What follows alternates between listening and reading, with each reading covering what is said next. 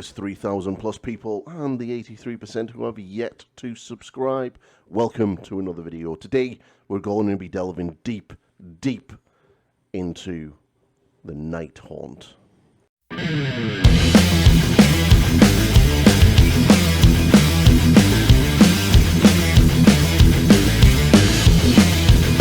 Yes, today we're delving into the Nighthaunt. We're back doing faction deep dives. I have been busy getting ready for the Northern Ireland AOS GT. Lots of building, lots of painting. It's been fun times. Plus, if you hear any form of work in the background, there are some workmen out on the road near my house. But less of that. Let's jump in to the Nighthaunt, probably one of the most busted factions in Age of Sigmar, according to the internet. So let's see how. First things first, we have the battle traits. The Nighthaunt's battle traits. They have quite a few. Mostly, as you can see, are in the charge phase. So, first things first, they have passive and ethereal. So they ignore all modifiers to save rolls, positive and negative, for friendly Nighthaunt units, excluding Negash. That's pretty cool. Basically, they ignore rend, right? Anything that's going to hit them with rend, and anything that's going to anything that's going to inflate. So I would assume you can't all out defense with Nighthaunt, because obviously that would be a positive, and a rend hitting you would be a negative. Correct me if I'm wrong, but that's the way I read that rule. Next, reaction opponent declared an attack ability. So use a friendly Nighthaunt unit targeted by that attack ability. That unit has a 5-up ward save for the rest of the phase. Now this is 1 CP, which is quite nice. You know, giving yourself a 5-up ward save for 1 CP is pretty decent. Then we go into the lots of the charge phases stuff. So it's once per turn army, your charge phase, Shriek. Pick a friendly Nighthaunt unit that is not forced an aura of dread, which is, I believe, you've got 3 auras of dread to use. And that this turn of charge, this turn to use this ability, then pick an enemy unit 1 inch to be the target. The number of models in the friendly Nighthaunt unit must be greater than the number of models in the target unit. Subtract 1 from hit rolls for the target unit's attacks for the rest of the turn. -1 to hit if you've got more models. Bring more ghosts. Next, once per turn, your charge phase, Wave of Terror. A friendly Nighthaunt unit that are in combat can use the charge abilities this phase. However, if a unit that is in combat uses a charge ability and the charge roll is 3 or less, that unit does not count as having charged that turn. So you can charge while you're in combat. Interesting. Then another aura of the dread ability. So once per turn army, your charge phase again, pick a friendly Nighthaunt war machine or cavalry unit that has not used an aura of dread ability this turn, that charge this turn to use this ability, and pick 1 enemy unit with 1 inch to be the target. Subtract 1 from save rolls for the target for the rest of the turn. So your cavalry are going to get -1. You're going to see how good your cavalry is later on. They are pretty bonkers. And then next, once per turn army, your charge phase, Petrify, pick a friendly Nighthaunt hero that has not used an aura of a dread ability this turn, and that charge this turn, and then pick an enemy unit within 1 inch. That target has strike last. Ooh, really nice. Pretty solid battle traits, to be fair, and yeah, quite good. Next up, we have the all-important battle formations, which is obviously, as you know by now, are the biggest part of the rules for the whole faction pack, as this will dictate how you build your army. So we have 4 as normal. So we got the Vanquishing Phantom, so once per turn army, your movement phase. Pick a friendly Nighthaunt unit that is not in combat to use this ability. Remove that unit from the battlefield and set it up again anywhere on the battlefield more than 9 inches from enemy units. Okay, that's pretty good. Once per turn, pick a unit, can move them around. Pretty cool.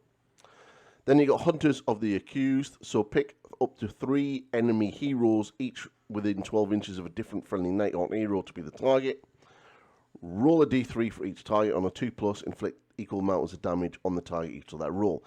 That's not bad, but it is once per turn at the end of the phase, and you need 3 of your heroes to be within 3 inches or within 12 inches of 3 enemy heroes, different heroes. you may not necessarily want to spread your heroes out that much. So I don't really like that one. But yeah, but popping off damage at the end of the turn is always quite nice.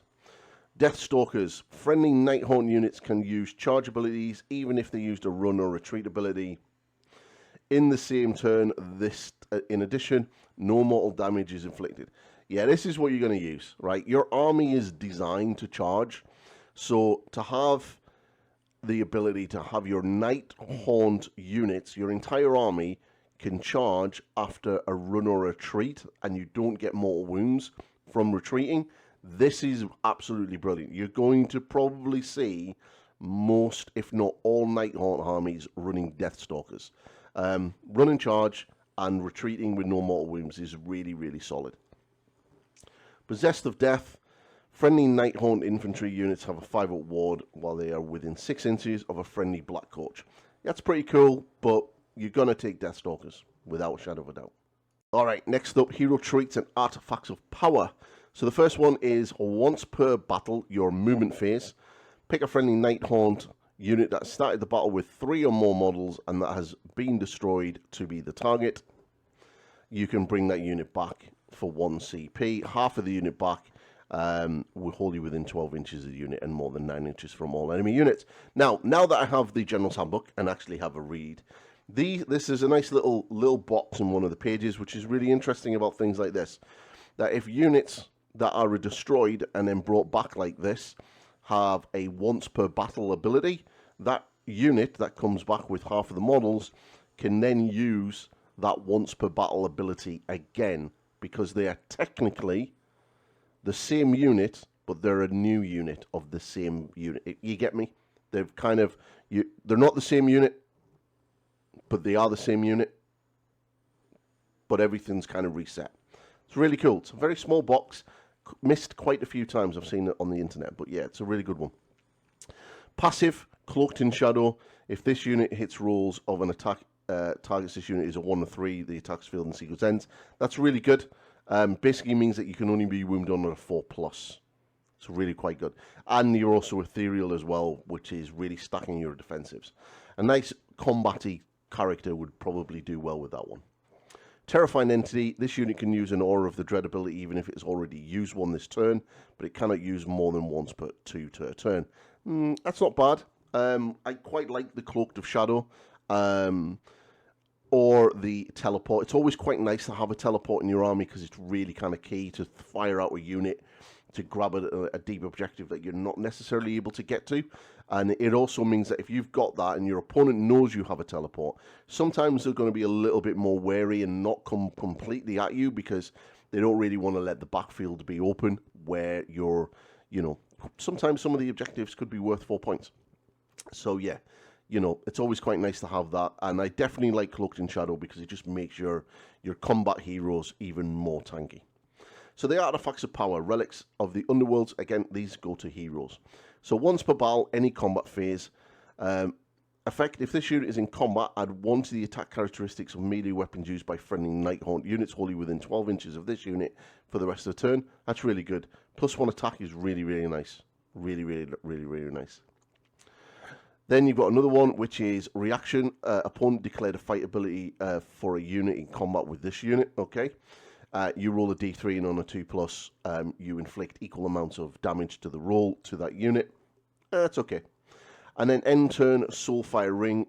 If an enemy models were slain by this unit in combat, this turn heal d6 to this unit. That's quite nice. A d6 heal. So there's 2 quite good ones there. +1 attack, but that one is only once per battle. It's okay, but it's only once per battle. For me, the Soulfire Ring is probably the one that you're going to go for because that D6 heal is going to be so handy. Okay, next up, Spell Lores. So we've got 3 spells as standard. We've got Shade Mist. So casting on a 6, pick a friendly Nighthaunt wizard, cast this spell. Pick a visible friendly Nighthaunt unit wholly within 3 inches or more models. And it's wholly within 12 inches to be the target and make a casting roll of 2d6. Subtract 1 from the room rolls for attacks that target that unit until the start of your next turn. -1 to wound. Really good. Really good. Basically, that's solid. Because you're already ethereal, so you can't be affected by rend. And now you're going to be -1 to wound. Yeah, That's solid. That's a really good spell. If you've played against Magic and Nurgle and they find Fleshy Abundance on their units, you'll see how really good that is. Especially if your opponent is like got wounding on a 4+, that pushes up to a 5+ straight away. You know, that's really, really solid. I really like that spell. So, Spirit Drain, pick a friendly Nighthaunt wizard to cast a spell, pick a visible enemy unit within 8 inches, and roll 2d6, needing 7+. Roll a dice equal to the number of models in the target. So if it's a unit 10, roll 10 dice. For each 5+, inflict a mortal wound on the target. That's pretty standard. It's a pretty standard setup. 18-inch range, 7 to cast, 5+ to do inflict mortal damage on the unit. I think most factions have a spell like this. So yeah, it's okay. Could be handy if you initially need to get some splash damage out onto a unit. Spectral Lure, casting on a 6, pick a friendly Nighthaunt wizard to have the spell. Pick a friendly Nighthaunt unit wholly within 12, and then to be the target, make casting roll. Return a number of slain models to the target with a combined health characteristic of up to d6. Oh my lord, that is so good. So good. So basically how this works is you cast it on a 6, you pick a unit wholly within 12, you cast it on a 6, and then you roll a d6, and that is the health characteristic, which means that you're potentially going to be able to bring back some of those cavalry if you roll high enough on their health characteristic. That is really, really, really good. Now, I will argue that you would have to pick the unit that you're going to heal and bring models back to before you roll the d6. So if you do pick that cavalry and you don't roll high enough on that d6, then your spell's pretty much wasted. I would imagine that's how that would be played.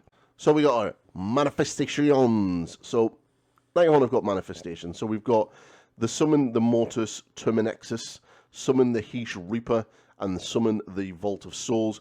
They all cast on a 6. You pick a friendly wizard, and then you roll a 2d6. So, the Mortis Tempest can be set up wholly within 12 inches of the caster, invisible to them. The Soul Reaper is set up wholly within 9 of the caster, invisible to them, and more than 9 from enemy units. And the Vault of Summer of Souls is set up wholly within 12 inches of that caster. We will go through those War Scrolls now. Okay, first up with the manifestations, we have the Mortex Terminus, 4-up save, health of 7, banishment of 7.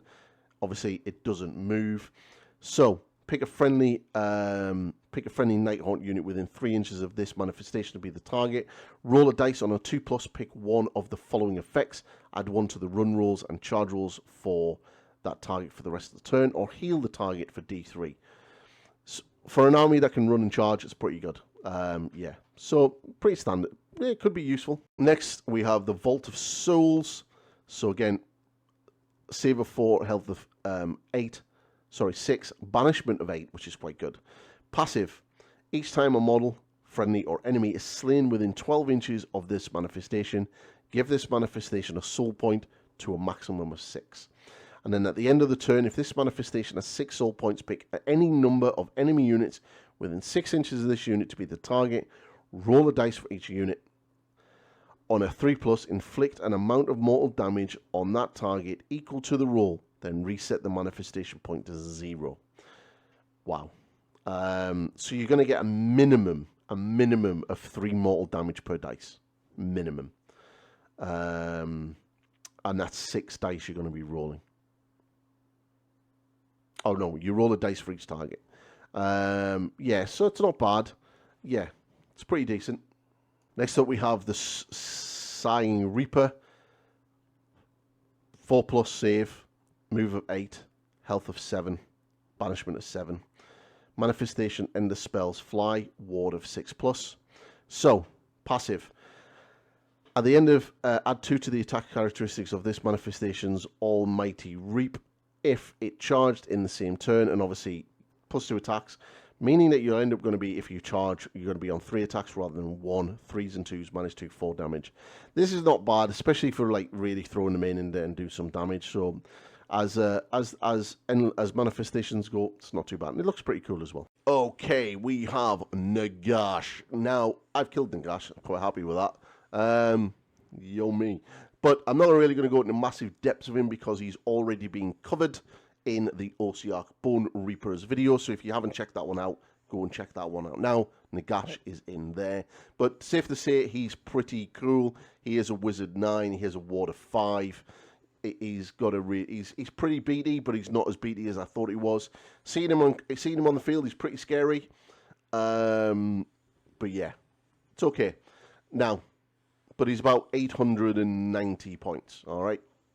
Next up, we have Lady Olenda. She is pretty much she's the Mortak of Grief. She is the big character model for the Nighthaunt, not Nagash. Nagash is there everywhere.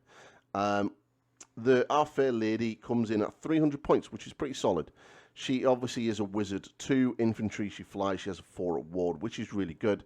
She also has a 4-up save. She moves 8, health of 7, and a control of 2. So she's got horrifying visage, 12-inch range, 1 attack, 2s and 2s, 3 rend, d6 damage, crit, auto wounds. Now, first thing I'm going to point out about this War Scroll is the amount of weapon abilities this model has, right? This is a trend that you will see through the entire faction. Insane at the amount of weapon abilities this faction has. So it has d6 damage, crits, auto wounds. So you roll if you roll 6 to hit, it's an automatic wound, doing 3 rend d6 damage. Pretty solid. So in combat, she has 4 attacks from the staff, hits on 4s, wounds on 3s, -1 rend, d3 damage, crit, auto wounds. Then the Handmaiden Spectral Claw, 6 attacks, 4s and 4s, no rend, 1 damage, crit, auto wounds, companion. I mean, even her companion attacks have crit, auto wounds. What the hell? So she has once per battle in her hero phase, no rest for the wicked. Pick any number of friendly Nighthaunt units on the battlefield to be the target. For each unit, you can return a number of slain models to the unit, with a combined health cancer characteristic of D3 plus 3. Pretty solid. So you're already getting a spell that you're able to cast to potentially bring back models, and then you have this once per battle ability as well. And there's no range on it; it's just on the battlefield. So across the entire battlefield, she's going to bring back models. That's really, really good. Passive, Mortak of Grief, subtract 3 from the control scores of enemy units while they are wholly within 12 inches of this unit. Really good. And then your hero phase, you can pick a visible enemy unit within 18 inches to be the target, then make a casting roll of 2d6, needing 6+. Ignore positive modifiers to hit rolls, wound rolls, and save rolls for the target for the rest of the turn. Essentially what that means is you're just going to shut down all sort of command abilities. All that attack's not going to work on them. All that defense is not going to work on them. And basically, you're not really going to get anything from being in cover or anything like that. So you basically just say, right, no buffs, which is not bad. She's pretty good for 300 points. Let's just put it that way. Next up, we have Krudos Valentine, a nice little ghost on a chair. And he comes in at a... Where is he?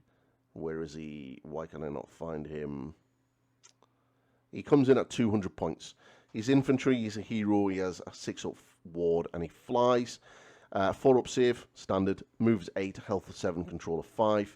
Again, he has his sphere, 4 attacks, 4s and 4s, -2 rend, 3 damage, crit, auto wounding, and then he has the spectral ghosts, have 6 attacks, 4s and 4s, no rend, 1 damage, crit, auto wounding, companion. Seriously?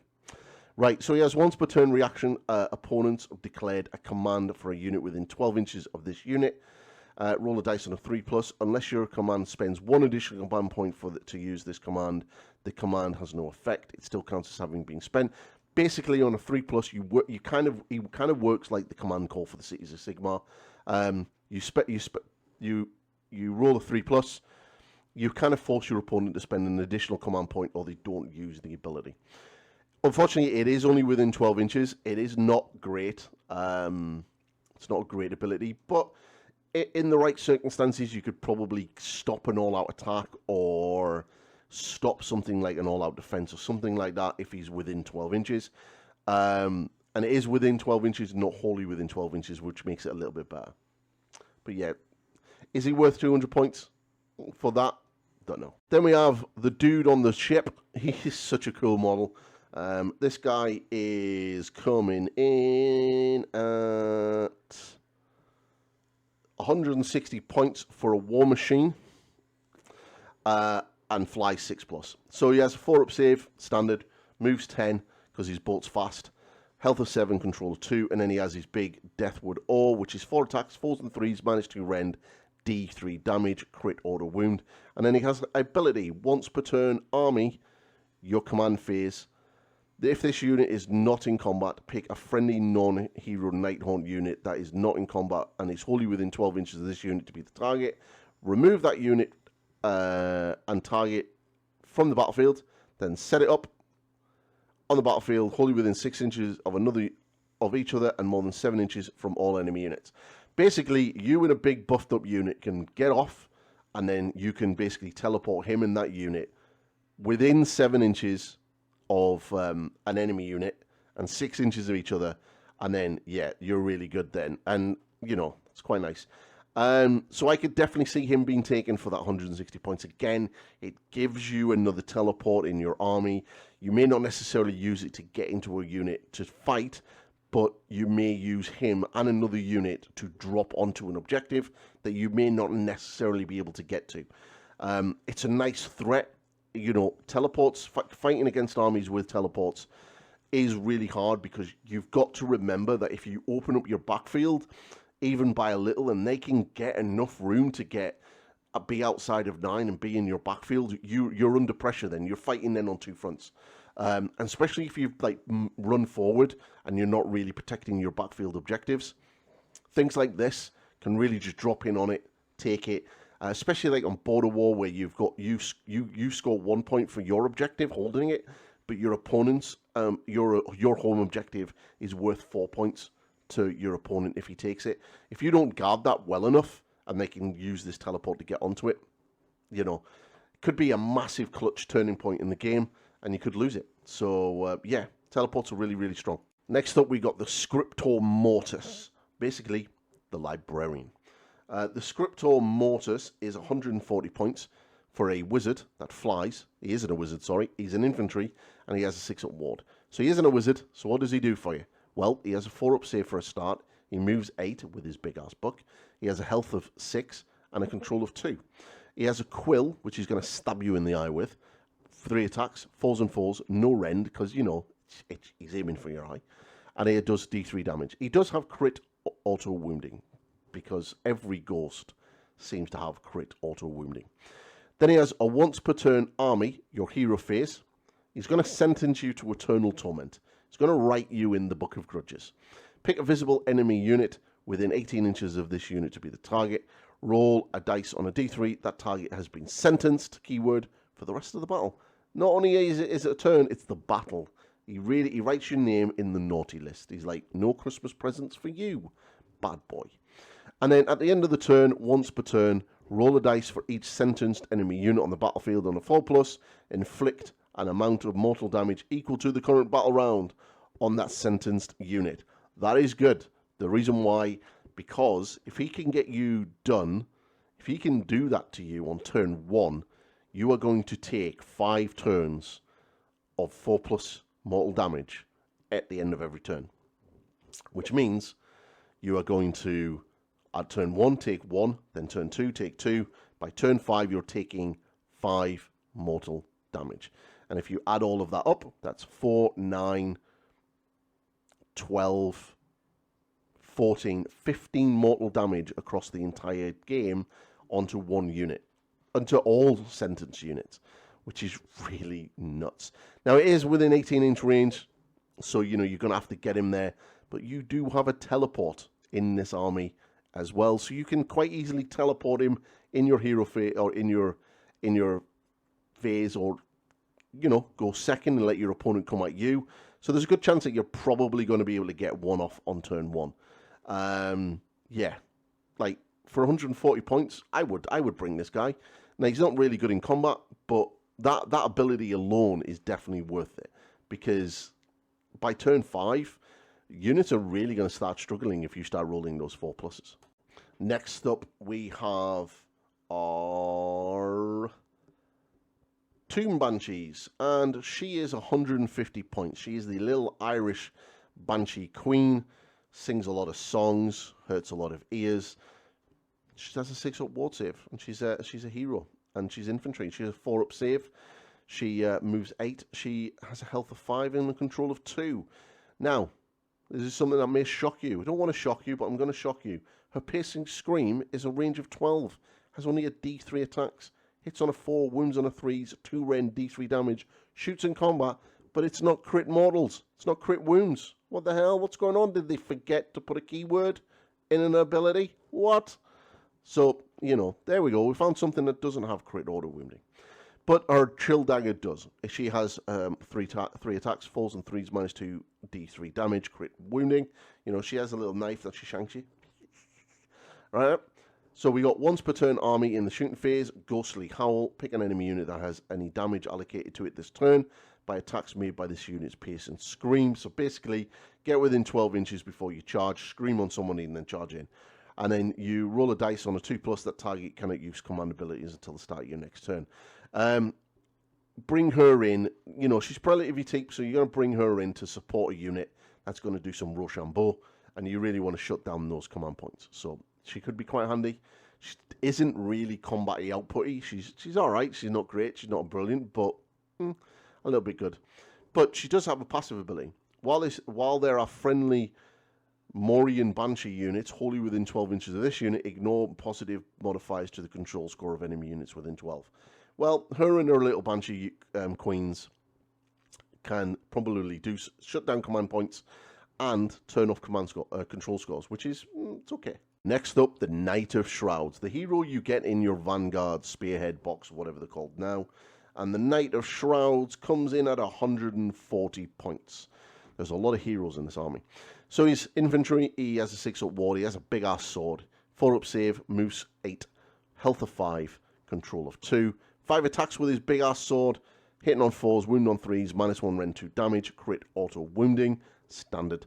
And then he has passive, he has Stolen Hours. For each time this unit uses a fight ability, after that fight ability has been resolved, heal X this unit, where X is the number of damage points allocated to an enemy unit by combat attacks made as part of that fight ability. So you do a fight ability, you roll 5 dice, you hit and wound with everything. That's a potential of 10x healing that you can do. You can pretty much get yourself back to 5. That's not bad. You know, you're never really gonna, you're gonna overheal yourself in most cases. But yeah, it's okay. You take a couple of damage on the way in. You know, you do some biffing and baffing, and you're gonna heal yourself as well. That's okay. And it's after the fight ability. So timing is key to this one. If you don't want this guy to go in first, you kind of want him to come in last, to be sort of one of the last ones of your units to sort of fight. Otherwise, that healing ability is going to be for naught. So he does have a reaction. You declare a fight ability for this unit. Pick a friendly non-hero Nighthaunt infantry unit that has not used a fight ability this turn and is within this unit's combat range to be the target. That target can be picked to use a fight ability after the fight ability sent by this unit. If you do, you add +1 to the hit rolls. Okay, so again, like I was saying, you don't necessarily have this guy going last, but basically you want your opponent to hit him first. Yes, there is a chance that you may lose him, but this guy is not unique, so you can give him those buffs. You can give him that nice hero ability, so you can only ever be wounded on a 4+. You can give him that additional heal if you really, really wanted to, even though he has a built-in one. So, you can make this guy pretty tanky, and then he has all of the other rules for the Nighthaunt on top of him.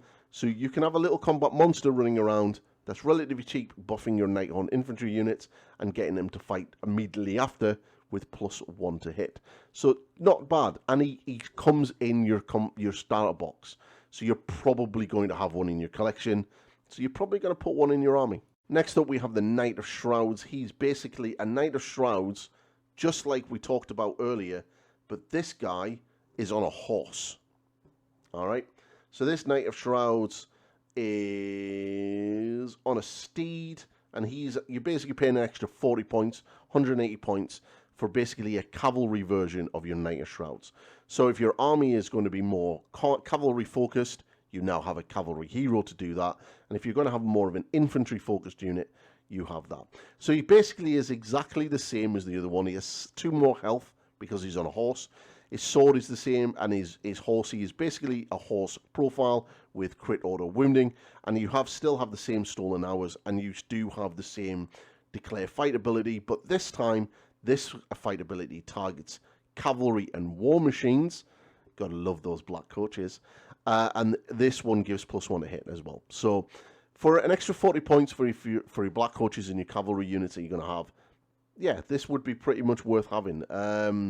Again, he's not unique, so you can get a lot of buffs and things on with artifacts and hero traits on this guy. So you make yourself like a little mini non-named character combat monster, which is pretty cool. Next up, we have the Reignor of the Grimhela, and he is where is he? He's 210 points. He's a wizard 1, he's cavalry, and he flies. He's a 6-up ward. Pretty sure this is the big guy on the Pegasus, the undead Pegasus. Pretty cool looking model. 4-up save, moves 12, health of 7, control of 2, Fell Reaper, all of the key words. 5 attacks, 3s and 3s, -2, rend 2 damage, +1 on damage on the charge, and crit wounding. And then his horse, even his horse, has crit auto wounds. I think this is my issue with the Nighthaunt. Like, no other army that I've seen so far that has a horse, and this is a standard horse profile, has crit auto wounding on them. It's just like, yeah, we'll just give every profile crit auto wounding. It's a little bit much. So, army, hero phase, corpse candles. Pick either this unit or the visible enemy unit within 12 inches of this unit to be the target. Allocate 1 damage point to the target. If you picked an enemy unit, add 1 to the casting rolls for this unit for the rest of the turn. If you pick this unit for the rest of the turn, add 1 to the casting rolls for this unit and add 1 to the unit's power level. It's pretty solid. So you got in the hero phase, you got Raystorm. Pick a visible enemy unit within 12 inches of this unit to be the target. Then make a casting roll of 2d6. Inflict d3 mortal damage on the target. If any models are slain by this ability, inflict an additional d3 mortal wounds on the target. That's a really good spell. So you're gonna pick an enemy unit. You're gonna then inflict d3 mortal damage onto them straight away, and then if any models were slain, you're instantly gonna do another d3 damage. Like, that's really good. I mean, if they're 1 damage models, 1 health models, you know, you've potentially got 6 casualties there. That's really good. And if it's an army, if it's a unit of 10, you're going to drop that unit well under half strength straight away, which it means its combat effectiveness is just gone. That's really strong. Yeah, this guy's pretty decent. So, passive, Grim Judgment, add 1 to the hit rolls and wound rolls for attacks made with this unit's Fell Reaper if the target is a priest or a wizard. Probably going to have a good chance that priests and wizards are going to be in armies now that we're in a manifestation meta. Video coming about that. Next up, we have the Kern Wraiths. Alright, this guy comes in at a whopping 130 points. Such a huge amount of points. Again, he's just in infantry. He's a hero. He's got flying. He has a keyword 6+. 4s, 8s, 5s, 2s. Pretty much standard by now. And he has his side. 6 attacks, 4s and 3s, -1 rend 2 damage, crit auto wounding. Standard. And then he has passive, Eager Death Dealers. While this unit is in combat, add 1 to the attack characteristics of melee weapons used by friendly Grimghast Reapers while they're wholly within 12 inches of this unit. So, a hero that is going to buff a specific infantry unit, your Grimghast Reapers. Yeah, so if you're going to have a lot of them, it may be worth having at least one of these in your army to get that buff onto them. And he's relatively cheap at 130 points. Okay, next up we have Cruelghast Crucifier. The Cruelghast Crucifier is... can't find him. He's definitely not a unit. Oh, there he is. 150 points. For an infantry hero with a 6-up ward. 4 saves, moves 8, 6 health, control of 2. Now he has a ranged attack with that he can fire at 12-inch range, 4s, 3s and 3s, 2 rend and 1 damage, can shoot in combat. Another one that doesn't have crit auto wounding on his shooting ability. And talons of his knives. So basically he has lots of knives on his chains. He has 4 attacks, 4s and 3s, -1 rend 2 damage, crit auto wounding. And he has a passive ability. Ignore the first damage point that would be allocated to a friendly Nighthaunt unit wholly within 12 inches of that unit in each phase. That's pretty good. So not only are you ethereal, but you're also now going to be able to ignore the first damage point. It's pretty good. Is he good enough with the points? Well, that's up to you. He is a pretty cool looking model though, so you know, he has the rule of cool definitely going for him. Absolutely love this model. It's so badass. It's basically just like a cloth floating around with hands and an axe. It's so cool. So the Lord Executioner is coming in at 150 points. Again, he's an infantry hero. Standard profile, but he has 5 health rather than the 6 or the 8 or the 7. He has a decapitating axe because he's an executioner. That's what he is. He executes the people, and executioners use big ass axes.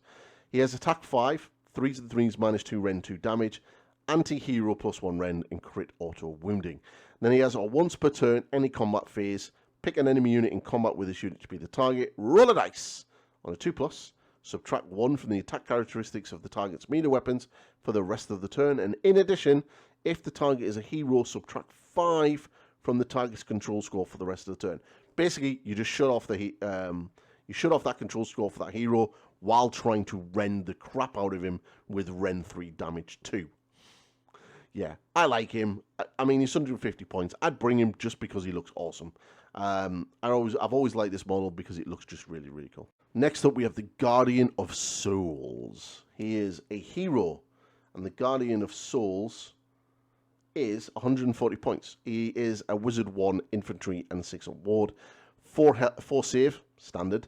Moves 8, health of 5, control 2. He has his Chill Blade, which is 3 attacks, 4s and 3s, -1 rend 2 damage, crit, auto wounds.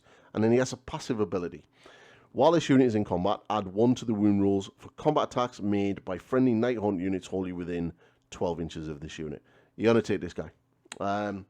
For the amount of points that you're paying for him, and you're not paying that many for him, Guardian of the Souls is relatively cheap at 140 points. +1 to wound, 100% you're going to take him. And he's a wizard as well, so you're going to be able to get close to do that stuff. Yeah, pretty decent. Okay, next up we had the Dreadblade Horrors. The Dreadblade Horrors are a unit of 2 models for 160 points for cavalry. A cavalry unit of 2 models. That can't be right. That can't be right at all. They are. They're only 2 models. That's crazy. Right, so they're obviously a cavalry unit. They've got a ward save of 6+. They've got 3 health. They have a 4-up save. They move 12, control of 1. They have Dreadblades, 4 attacks, 4s and 3s, -1 rend 2 damage, crit auto wounding, and their horses, standard horsey profile, crit auto wounding. Passive, so the Curse of the Loyalty. So if this unit charges this turn, add 3 to the control score of friendly Nighthaunt units while they are wholly within 12 inches of this unit. And then in any movement phase, remove this unit from the battlefield and set it up again anywhere on the battlefield more than 9 inches. I'm kind of getting that these are the Nighthaunt version of Vanguard. So that, yeah, they're all right. They're like, but they're 160 points for 2. So, you know, you're talking over 300 points for a unit of 4. I'm sure there'll probably be better cavalry units, but they seem pretty good. And having the built-in teleport is really quite nice.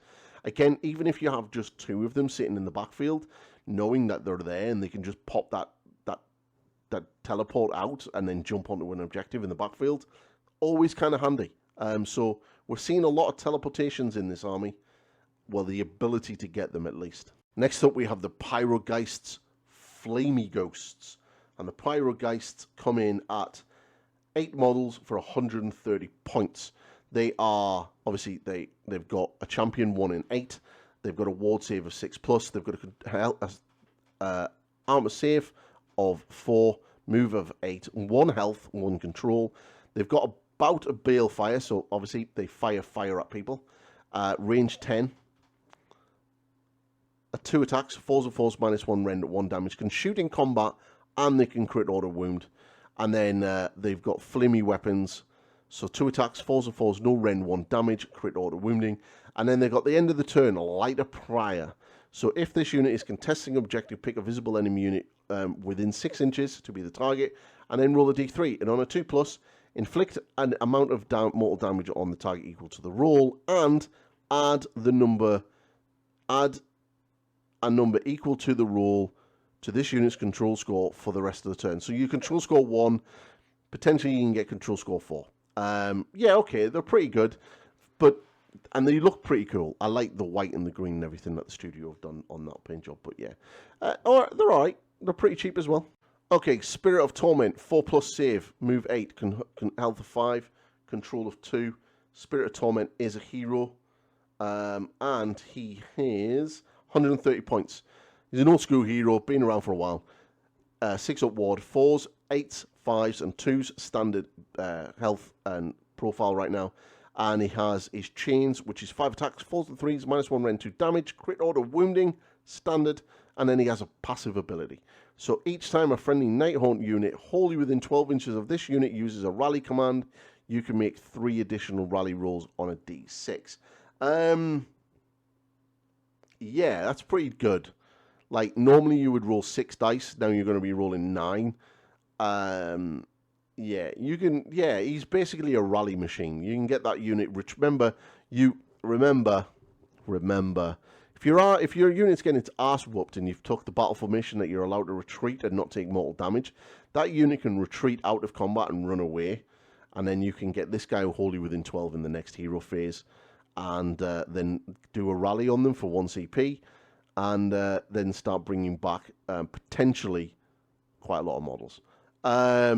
Yeah, pretty good. And as well as then you've got your heals on top of that, so you can get that unit really buffed back up to full strength straight away.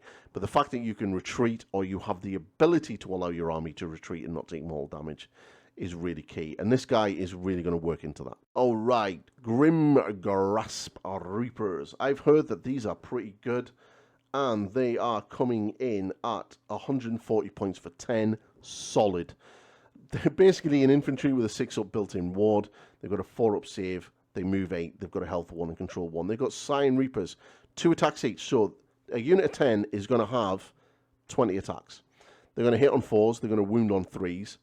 They're going to rend on 1. They're going to do a damage of 1. They have anti-infantry +1, and they're auto-wounding on 6s to hit. So they're going to come up against infantry in most cases, and you're going to be rend 2. That's really good. And then they've got a passive ability. This unit's combat attacks score critical hits on unmodified hit rolls of 6, while the target has 5 or more models.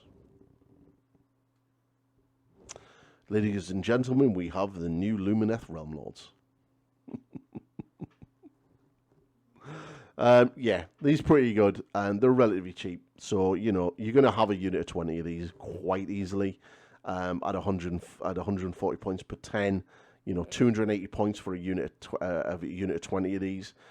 Yeah, you're going to do that. And then you're going to have a Knight of Shrouds kicking around them. And you can have another guy as well to get, you know, you can essentially get that wound roll down to a 2. And you can get the Knight of Shrouds in there fighting to give them +1 to hit, to get them on hitting on 3s, wound on 3s. Or potentially a wound on 2s as well, with at least -2 rend. Yeah. They're pretty decent. Next up, we have the Chain Ghasts. And the Chain Ghasts are 100 points for 2 models. All right. They always remind me with their helmets of something out of World of Warcraft Shadowlands. That's probably why I don't like them. Right, so they've got a normal standard profile, 4s, 8s. They do have 3 health each and a controller 1. They've got the Frails, which is a ranged attack, which is 12-inch range, 2s, 4s, 3s, -1 rend, 1 damage, no ability. And then they've got the Frails, which is 2 attacks, 4s and 3s, -2 rend, 1 damage, crit order wounding. And then they have in your combat phase, roll a dice, add 1 to the number of this unit's to this unit is wholly within 12 inches of any friendly tormented spells. And on a 3+ for the rest of the turn, add 1 to the hit rolls for the combat attacks made by friendly Nighthaunt units while they are wholly within 12 inches of this unit. There are easier ways of getting +1 hit than that. So, a Knight of Shrouds basically walking around with your infantry is going to be able to do that. A lot easier than having 2 additional units, which is going to be more expensive than Night Shrouds. So yeah, I'm not overly impressed with these.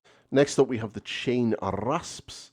So these are 100 points for 10, cheap as the budgie. They have a 6-up ward, a 5-up save, move 8, health of 1, control of 1. And then they have the little weapons, which is 2 attacks, 4s and 5s, no rend 1 damage, crit wounding. Wow, they suck.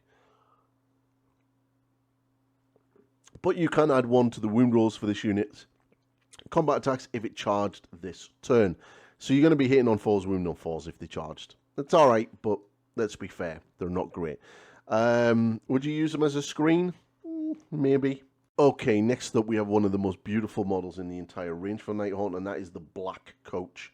And the Black Coaches are coming in at 260 points for 1. It is a war machine. It flies as a 6-up ward, 4-up save, moves 10, 12 health, control of 5, and a lot of rules. So, has a ranged attack, Soul Reach Grasp, 10-inch range, 2s, 4s, 3s, -2 rend 2 damage, crit auto wounding, and can shoot in combat, handy. Melee weapons, okay has a lot. So, Wraith weapons, 5 attacks, 3s and 3s, -2 damage, crit auto wounding. Then he has the Relic Bearer's Claws, 6 attacks, 4s and 4s, no rend 1 damage, crit auto wounding companion. Then he has the Horsies, standard Horsey attacks with 8 attacks, 5s and 3s, no rend 1 damage, crit auto wounding companions. Wow, that's a lot of attacks. A lot of attacks, a lot of potential auto wounding there. So, in your charge phase, any charge phase, if this unit charges this phase, pick an enemy unit with a 1 inch to be the target, then roll a d3 and inflict equal amounts of mortal damage equal to the roll. We know the score. And then in your movement phase, if this unit is not in combat, remove it from the battlefield and set it up anywhere again on the battlefield, 9 inches from all enemy units. The damn things teleport. It's another teleport in your army. End of the turn. If this unit destroyed enemy units of this turn, pick a friendly non-unique Nighthaunt hero that has been destroyed. Set up a replacement unit wholly within 12 inches of this unit. The replacement can only be set up in combat with enemy units that are in combat with this unit. Nice. Let's say that Knight of Shrouds that's just been killed, you're now bringing him back. Not bad. Yeah. Black Coaches are pretty solid. So we have the Undead Anglo-Saxons, Craven Throne Guard, and they are coming in at 100 points for 5 models. They have a ward of 6, a health, a save of 4, a move of 8, a health of 1, a control of 1. They have crossbows. Undead crossbow units. 16-inch range, which is not too bad to be fair. 2 attacks, 4s and 3s, -1 rend 1 damage, crit auto wounding, and then they got their little sidearms so they can stab you with their little shanks. 4s and 4s, 2 attacks, no rend 1 damage, crit auto wounding, and they do have a passive ability, so Spectral Bolts. This unit can pick enemy units to be the target of shooting attacks, even if they are not visible to this unit. In addition, ignore negative modifiers to hit rolls for this unit's shooting attacks. Now, first thing that straight away comes into my mind is, does this unit ignore Guarded Hero? So, Guarded Hero means that if a unit outside of 12 inches and is an infantry can't be targeted. Now, I'm pretty sure it doesn't say visibility, it just says it can't be targeted. But if a hero can be targeted and is within 3 inches or within combat range of another unit, a friendly unit, you're a -1 to hit it. Now, that's going to ignore that. All right? So you're going to be able to target infantry heroes. That's really, really good. And they're really cheap. 100 points for 5, you know, that's not to be sniffed at. 16-inch range is pretty decent, considering that most ranged abilities in the game now are like 18 inches. And there's a few that are maybe a little bit more, but yeah, these are not bad. And a ghosty combat army actually having like crossbows, it's pretty cool. And they look kind of nice as well. Next up, we have the Blade Geist Revenants. I believe that these guys used to be like your elite ghosts back in the day. They're 10 points for 150, sorry, 10 models for 150 points. Yeah, 10 points more, 6-up ward. Again, pretty standard profile for a ghost. 4 saves, move 8, 1 health, 1 control. And then they've got the swords. So they've got 2 attacks each, 3s and 3s, -1 rend 1 damage, crit auto wounding. And then they have a passive ability. If this unit charges this turn, add 1 to the attack characteristic of this unit's melee weapons. So they're now going to be on 3 attacks, 3s and 3s, -1 rend, 1 damage. Now again, Night Shrouds can get that to hitting on 2s, and there's another way of bringing that wound roll down to a +1 as well, so you're hitting on 2s. So you can hit on 2s, wound on 2s, potentially with this unit. They're okay. I do prefer the Chain Grasps, though. The other guys, the other unit of 10, they seem to be a lot better. Do like those a lot better. So we've got the Glaive Wraith Stalkers. I don't know why, but these always remind me of Undead Ghost Skaven. It's probably just like the weird animal skulls that they have, but they just scream Undead Skaven to me. And it's kind of apt, considering that we are moving into the time of the Great Horned Rat. But these guys come in at 4 models for 80 points. Okay. So they've got a 6-up ward, 4 save, move 8, 1 health, 1 control. And they got the Hunter's Glaive. So they've got 2 attacks, 4s and 3s, -1 rend, 1 damage, +1 damage on the charge, and the crit wounding. So they've got a couple of rules. So once per battle, army, deployment phase, pick an enemy unit to be the target. That target has been stalked, keyword for the rest of the battle. They're probably going to do something to that stalked unit. And then they have a reaction. So you declared a charge ability for this unit, and a stalked enemy unit is within 12 inches of it. Okay, so we're going to see what this is. Add 2 to the charge roll for this unit made as part of the ability, but this unit must end in combat with the stalked unit. Basically, if you target your stalked unit, you get +2 charge. Cool. And then you get +1 damage, and you crit auto wounding, and you're an infantry unit, you can get all of the other buffs, but your attack profile is not amazing, and you've only got like 4 models. Next up, we have the Morian Banshees, so the Banshee unit, and these are coming in at 120 points for 4. Again, save of 4, move 8. Health of 2, control of 1. They've got the daggers, 2 attacks, 4s and 3s, -2 rend, D3 damage, crit auto wounding. And then they have a reaction. Your opponent declares a spell. If a friendly Nighthaunt unit wholly within 12 inches of this unit was picked to be the target of that spell, this unit can use an unbind ability as if it was a wizard.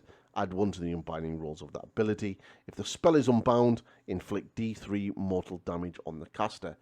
That could be really kind of handy, especially to get mortal damage back onto the caster. But let's be fair, most spells are going to be probably used for buffing friendly units rather than targeting enemy units. So will they have a place? Cool looking models, can run around with a Banshee hero. But yeah, maybe a little bit of an anti-magic screen. They're relatively cheap to have a unit of them in. Potential. Next up we have Spirit Hosts. They are 130 points for 3 models. 6-up ward, 4 save, move 8, 3 health, 1 control.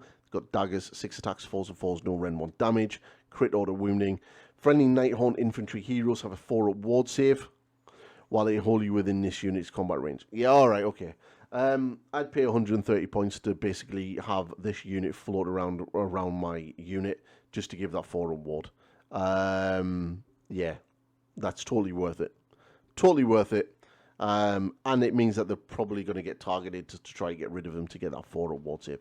Especially if you have like a buffed up, tooled up Knight of Shrouds. Yeah, you give him a bodyguard unit that's basically giving him a 4-up ward save. It's pretty decent. Okay, we got the Dead Scryer Harridans, and they come in at 10 points for 150 points for 10 models. Again, save of 4, move of 8, health of 1, control of 1, limbs, 3 attacks, 4s and 4s, -1 rend, 1 damage, crit auto wounding, and then murderous bloodlust. Add 1 to the hit rolls and wound rolls for this unit's combat attacks while it is in combat range with a damaged enemy unit. Have to be damaged, or while it is in combat with enemy units that have any models that were slain this turn. So basically, you kind of want this unit to go in with another unit or do some damage and then do it. So if this unit charged in the same turn, subtract 1 from wound rolls for attacks made by enemy units while they were in combat with this unit. And you're going to be -1 to wound to hit them. They're all right. There are better units in there. They're okay, though. Okay, we have the Hex Wraith, the Cavalry unit. And the Cavalry unit for the Hex Wraiths are coming in at 5 models for 160 points. All right. So they're slightly more expensive than the other Cavalry unit, but you're getting like 3 more models. So they've got a 6-up ward. They've got a 4-up save. They move 12. They've got a health of 3, control of 2. They've got their size. 2 attacks, 4s and 4s, -1 Ren 1 damage, +1 charge, +1 damage on the charge, and crit auto wounding. And then their horses are 3 attacks, 5s and 3s, no Ren 1 damage, crit auto wounding. So in any charge phase, if this unit charges this phase, pick an enemy unit within 1 inch, and then you're going to do mortal damage on a 2+ on a D3 roll. Yeah, pretty good. Like, you've got the Knight of Shrouds that you can have as a cavalry unit to buff these guys. So yeah, like, they're pretty decent. Yeah, I like them. They're not bad. Obviously, you know, you can run in charge and everything else with this army, potentially. So the cavalry units are pretty solid and quite scary, but yeah, not bad. So that is the Nighthaunt. Pretty solid. Now, I will say that they're already sitting at the top of the win rate metrics for the Meta Watch type tables, for the statistics. And as something as a telling, our local tournament player, our local Irish master, 2 years in a row, is now using Nighthaunt. There's probably a reason why a player of his caliber is running Nighthaunt, is because they're damn good. So yeah, Nighthaunt are pretty solid. There's some really nice cheeky builds. They have so many keywords on their weapons. And like even their companions are getting it as well, which is mental. Yet if you look at things like Varangard and Chaos Knights and stuff, they don't. So yeah, but Nighthaunt are pretty decent. So if you want an army of ghosts, and there are so many of them out in the second-hand market because of likes of the 2nd edition sort of Stormbringer series, where there was like just so much ghosts kicking about. So you can probably pick up quite a lot of them for cheap. They're definitely an easy army to get into. So if you like what I'm doing, please like on this video, drop a comment if you like the Nighthaunt, share it with your friends, ring the bell, and most importantly, hit that subscribe button. It is free, costs you nothing, but it helps me massively. And I will see you all in the next video, everybody. Goodbye for now.